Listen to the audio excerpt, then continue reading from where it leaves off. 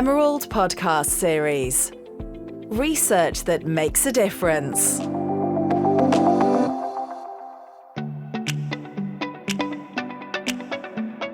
Hello and welcome to the Emerald podcast series. My name is Thomas and my guest today is Petra Nordquist, Senior Lecturer in Sociology at the University of Manchester and a member of the Morgan Centre for Research into Everyday Lives.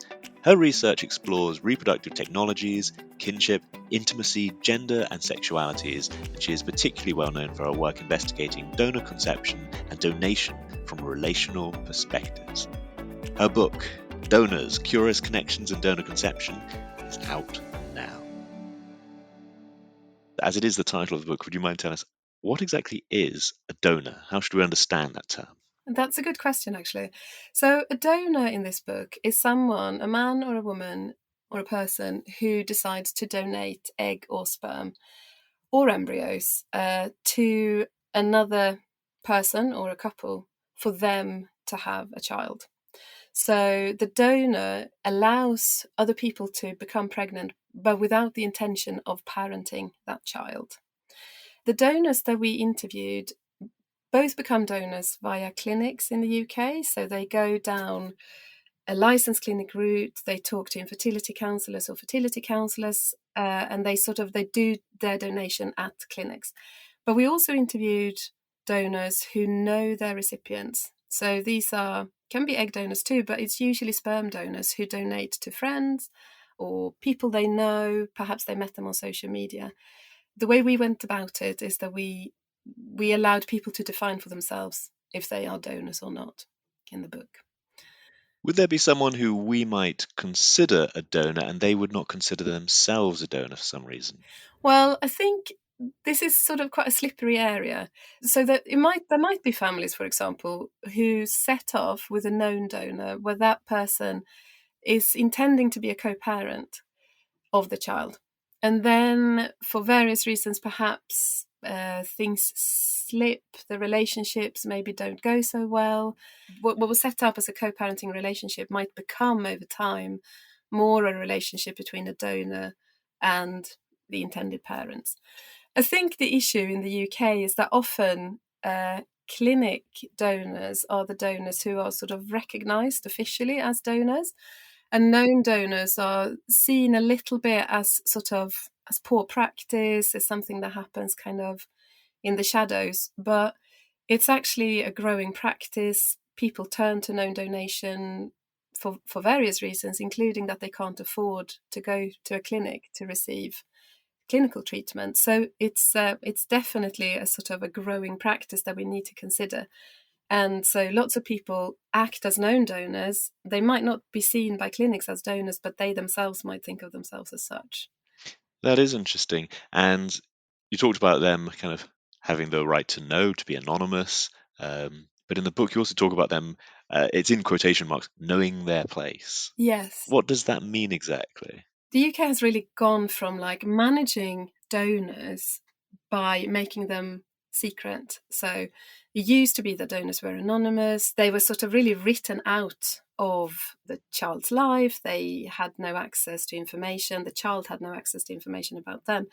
Since some decades ago, since sort of 3 decades or so, there's been a huge turn towards openness in UK donation, which means that donors, there is a sort of transparency written into the law. So donors are aware that they can be found by the donor-conceived child when that person turns 18. And that, what we argue in the book, is that this has really created a huge shift in how donors think about themselves as donors. So they think about themselves very much as they need to be available. It's sort of the moral way at the moment of being a good donor, doing this in the right way, is by making yourself available to if and when the donor-conceived person wants to reach out to you and get to know you. So that is the sort of being available. But what we found as well was that donors really has to balance what that means in practice with not stepping on anyone's toes. So they're meant to be available, but then they're not the parents and they don't want to be the parents. So finding a sort of balance between being available but keeping a distance as well is something that the donors think about quite a lot, about how to sort of balance those things. So to be very simplistic, if you're the donor, they can knock on your door any time, but you can't knock on theirs. Absolutely. So the way in which the law regulates openness is that the donor-conceived person, on turning 18, can trace the donor. The donor can never trace the donor-conceived person. So the way in which donors kind of, really the absolute majority, this was a real strong finding in the study, was that donors think of themselves as needing to be available. But the way in which they imagine that relationships, usually in the future, is that they have a sort of a passive responsibility towards the donor-conceived person. They are not to make any demands on that relationship. They are to answer questions, to be available, but the person in charge is very much assumed to be the donor-conceived person. And you make reference in the book to the donor is aware that their family, their immediate relatives, may have a view on this as well. Yeah, so this can become really quite difficult. I think, in theory, not sort of pushing a relationship might seem quite straightforward, but actually when it comes to real life, it can become really quite difficult. So, for example, we interviewed a woman who we call Becky in the book. So all of the names in the book are pseudonyms. Anyway, she became a donor, but as part of that process, she also had a child of her own. So she went down an egg sharing route, which is where a woman can receive reduced price IVF if she also agrees to donate some of her eggs. So Becky had done that. She had a child in this process, and she also became a donor at the same time. And she was really, really content and really kind of on board with this idea that the donor conceived child should be in charge. If they want to contact her, that's absolutely fine. If they don't, that's absolutely fine. She was really kind of fine with that. But it became more difficult for her when she considered the needs of her own child and the fact that they couldn't make any demands on this relationship, which some might say is a half sibling, although these terms are very contested. A donor-conceived child in UK law can trace their donor and can trace half siblings by donor conception. But a child by a donor has no such rights. So there's a real sort of discrepancy, and the law really in terms of genetic connections, the law don't treat those connections in a similar way. So Becky, who was really kind of on board with how it placed her as a grown-up, the decision that she'd made, she felt much more uncomfortable thinking about her own child and their lack of choice and their lack of agency vis-a-vis this other child conceived with her eggs. Her daughter could not reach out to her, potentially her half-sister. Yeah, exactly. Whereas the half-sister could reach out to them. You mentioned right at the start of the interview the different types of donors. It included embryo donation. So this was actually fascinating because it wasn't what we set out to do. But we were contacted by a woman who saw herself as an embryo donor. Now, it's important, I think, to say that embryo donation is a different kettle of fish, mainly because if you donate embryos, there will be full siblings in another family that you don't know. And I think that is often perceived as kind of having quite a sort of really heavy charge to have full genetic siblings in another family that you don't know. So embryo donation kind of needs its own exploration, really, because it has this kind of a different charge to it.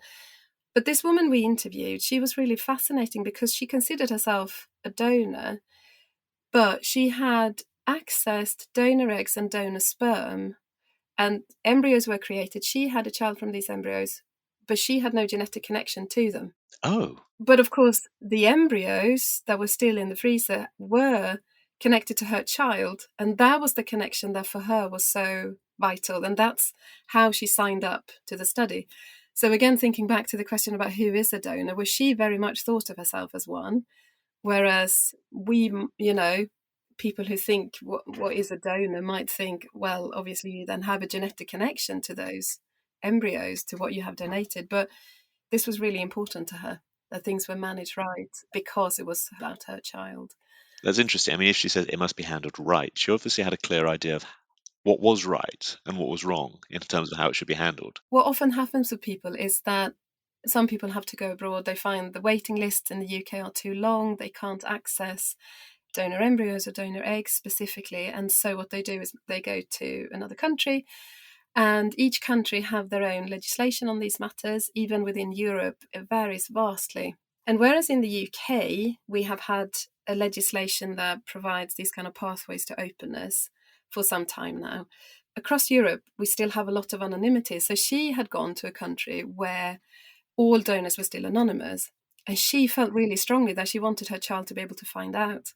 So she couldn't change the law, but she was very forcefully sort of saying, well, I have made a note on my records. I want to be contacted. I want my child to have that contact. If these donors are at all available or want to make themselves open, we are here and we want contact. So that there are very sort of strong moral sentiments around how this should be handled and what people want from it.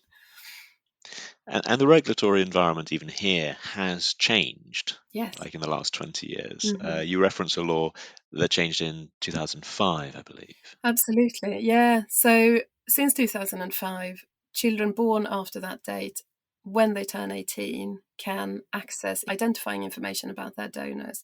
So 2023 is a very important date here because children will start to turn 18 at the end of this year. It will be really interesting and a bit of an experiment to see what is actually going to happen when people might start to make requests to open the register. So this is, it's a timely time for the book, for this podcast, because we're coming up to the big change. Absolutely. And about half of the donors we spoke to were clinic donors. So they had no knowledge of their recipients. They had no knowledge of the child or the children who had been conceived. But many of them were saying, you know what, I'd be open to contact.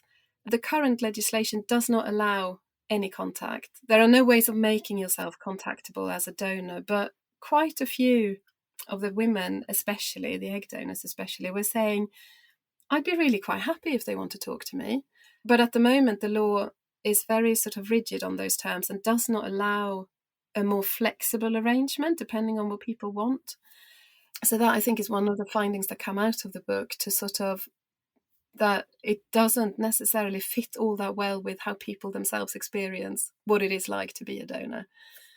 I see. And you see the big distinction between, well, male donors and female donors, and it's a very different process. You set that out in the book. It's more intrusive for women. Yes, a lot more intrusive for women. There were gender differences, but they were also complicated. So that it wasn't, whenever we thought we'd sort of said, right, this is definitely gendered, then there would always be someone who sort of muddied the water somewhat. Is that a case that there's always one, or the issue is more complex than that?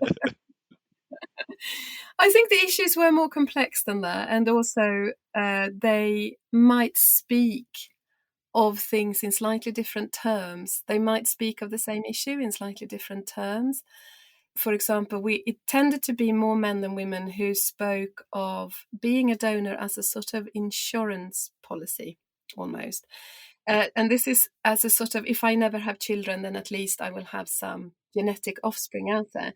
And this, Leah Gilman, my co-author, has written in a separate article about the more selfish element, if you like, in quotation marks, of donation. Now, that tended to be men, but there were also women who saw it as a sort of, I want my genes to be out there, that sort of narrative, which isn't necessarily the more known narrative about what it means to people to become a donor. Can I ask, what was the most surprising finding that came up in your research? Well, I think one of my sort of favourite findings, if you like, is perhaps that there isn't a settled understanding about what being a donor means, and there also isn't a settled understanding about what these connections means in families. So, for example, then, we had a lot of donors who sort of say, well, I've just donated an egg. I wasn't using it anyway. It was just going to go to waste. These are by no means my children, right? Both women and men would tell us that. But they may well then go on to have conversations with their children who would say, oh, well, that's a sort of a half sibling, isn't it? Or with a parent who might say, oh, that means I've got a grandchild out there. And at that point, the donors would say, no, really not. And quite often, in a lot of families, this didn't lead to any kind of conflict. It was just kind of held within complex family relationships anyway. But there were moments where a donor, so there's one particular example I'm thinking of where we interviewed a sister of a donor, actually. And the donor had been very casual. It didn't carry any weight for her, really. It was just a good thing she'd done. But for this sister, it meant a huge amount because she had a child of her own. And to her, the donor-conceived offspring were actually cousins in her mind. And that's what kinship thinking does. Some people may well consider these children cousins. There was a real sort of sense of tension, in a way, about how should we think about these donor offspring out there somewhere? How should we think about these connections? Yeah. Can I tell you my second favourite finding? Oh, please do. Yes, please. Yeah. There is a sort of a social norm at the minute that partners definitely need to know. And fertility counsellors are also sort of strongly pushing that line. So what we found was that donors would usually tell their partners. They were much more flexible in terms of telling their own children. Most of them felt that children probably should know. But when they told and how they told, there wasn't a social norm established in that same way. Then when it came to telling parents, there was a lot more flexibility. Telling one's family of origin, a lot of flexibility. So that meant that you may well get these kind of pockets of secrecy within families where people have been told selectively, which could lead to all sorts of really interesting situations where secret might be kept. There was quite a few of our donors who'd said, yes, I told that sister, but I haven't told my mum or dad. And don't you dare tell them. So you have these kind of kinship knowledge being kind of negotiated, and the donation leading to these kinds of quite interesting relational issues within families. I'm curious if donors have talked about this with their families beforehand rather than revealing later. Well, this is it, that they would normally tell a partner beforehand, so a partner gets a say. So obviously then they will know if a partner disagrees or not. Families of origin, so parents or siblings, in the absolute vast majority of cases did not get a say. Okay. So there's a real sort of interesting mix in terms of what relationships are valued, in what particular way, what relationships are kind of perhaps seen as more fragile, or couple relationships seen to sort of, we need to sort of look after them a bit more than we look after relationships with our parents and our siblings. Whereas partners were invited to have a say, parents and siblings were not. We didn't manage to interview that many siblings, but the siblings that we did manage to interview, they were sort of saying, well, am I allowed to have any feelings on this matter? There was a sort of sense in which they were not supposed to speak of it. They were not supposed to feel anything in particular about it. But that didn't necessarily mean that they didn't have any feelings. But it was difficult to voice those feelings, if that makes sense, because they somehow didn't have a legitimate platform to voice their concerns or feelings. Or A friend of a friend was a donor. all right, And sitting in on that conversation was extremely interesting because somebody came up, it was a friend discussion, yeah, and somebody said, if your nephew dates a girl from Leeds and you know your donor children are somewhere in Leeds, would you then inform that side of the family that, yeah, because yeah, yeah. Well, it can become really sort of, in small communities where there might be one donor who's been really very active within a particular region. It can raise all sorts of really interesting kind of, do I need to now make decisions around disclosure? How do I do that? And how do you then navigate the fallout or the potential fallout? this was a small community and it was somebody who, when he first said was a donor, people thought, okay, that's really interesting. Then he started to say how many and got a bit of a reaction. And then he started to ask, so what's the right number? And that was a very interesting discussion. Yeah, This yeah, must have been yeah. a decade ago, and I still remember it. Going back to the beginning of the conversation when we talked about the right way of being a donor, the number is very much part of a sort of moral, normative understanding, I think, at the moment about that there is a right number. So UK clinics, a donor who is a clinic donor can donate to a maximum of 10 families. So there can obviously be a number of children within those families. So it might be, say, 20 children or something max. But the donors that we interviewed took quite a different approach. There was quite a few donors who had donated to one family. They were not happy with the idea of donating to more. And similarly, we had donors at the other end of the spectrum who had donated, there was only less than a handful of those donors in the study, but who had donated to a lot more than the current clinic guidelines. So I think there isn't or necessarily an agreed upon sort of sentiment, even that the clinic guidelines are correct. And we've seen a lot of change, as you said, in the environment over time. Do you find that donors themselves, they might have donated 20 years ago, 30 years ago, do you find that their views of donation have changed? I think the social landscape has changed. So I think as people within society, necessarily people's understandings of what it is they're doing will change too. And interestingly, we interviewed a couple of men. So the study was about the current social climate around openness, but we included a couple of men who had donated in the 1980s. And their accounts were really, really different, actually. They were anonymous. They were really happy about being anonymous. They didn't share this kind of idea about needing to be available. Would you say that's generational? Is this a generational societal change? I think what people are told to think at different points in time has shifted hugely. I think they donated at a time when they were not encouraged to think of this as meaningful in some way, or as meaningful in a sort of, think 10 years ahead, 20 years ahead.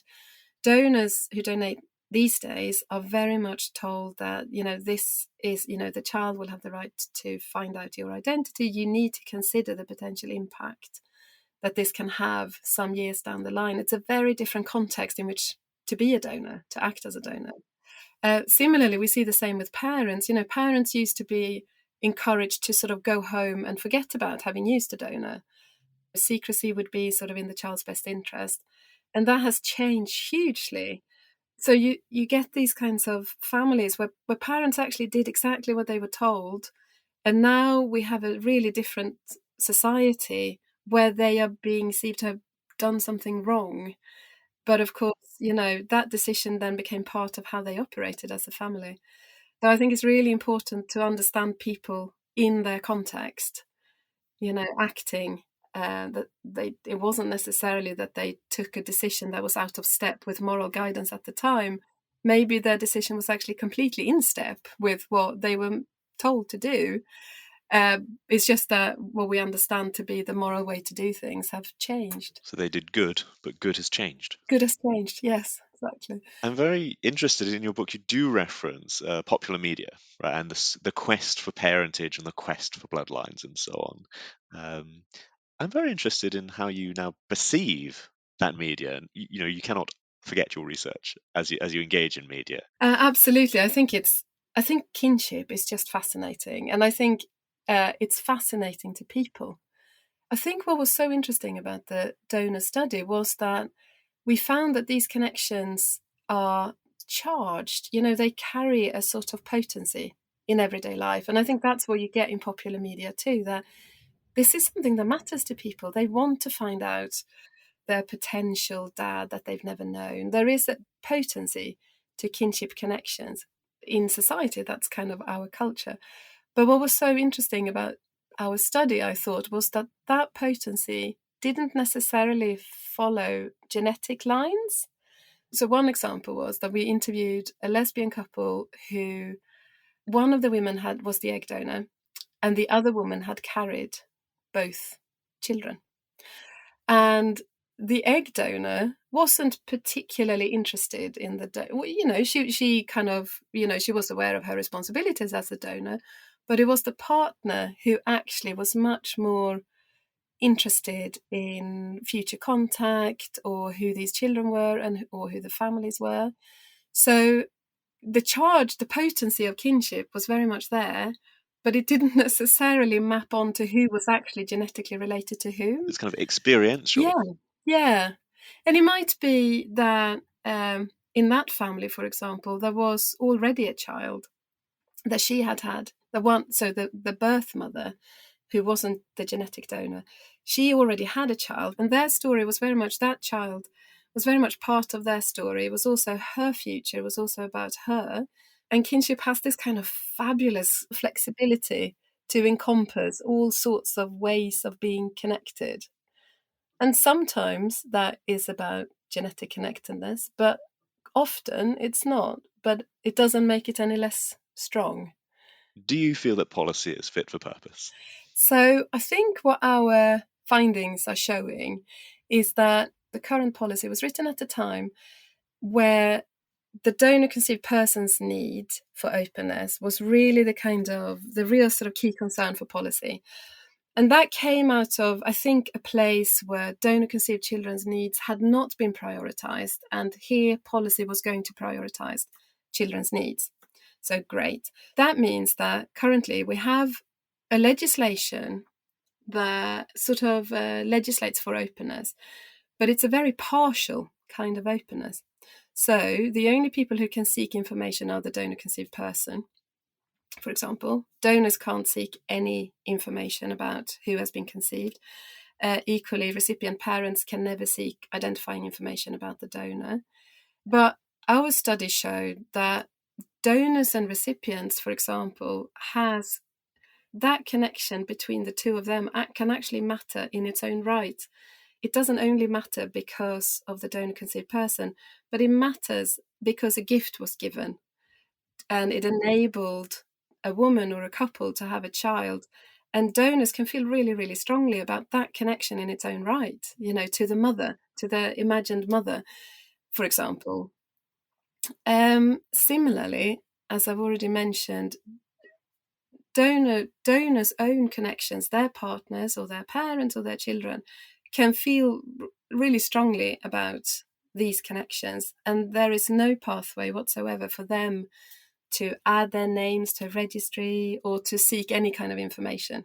So I think there could be a case to be made about the law taking a more flexible approach, perhaps allowing donors' own children to sign up to the donor sibling link if they choose to do so. And there could be perhaps more done by mutual consent, as opposed to having this really quite rigid approach to this field.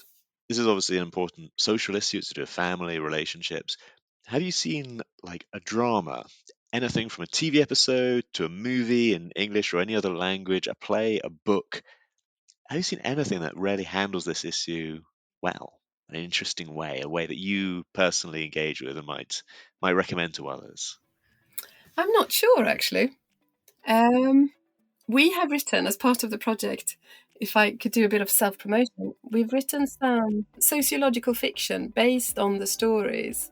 So we worked with a creative author called Becky Tipper, and she has dramatised based on our stories. She's written short stories based on the interviews, and they are really lovely, actually.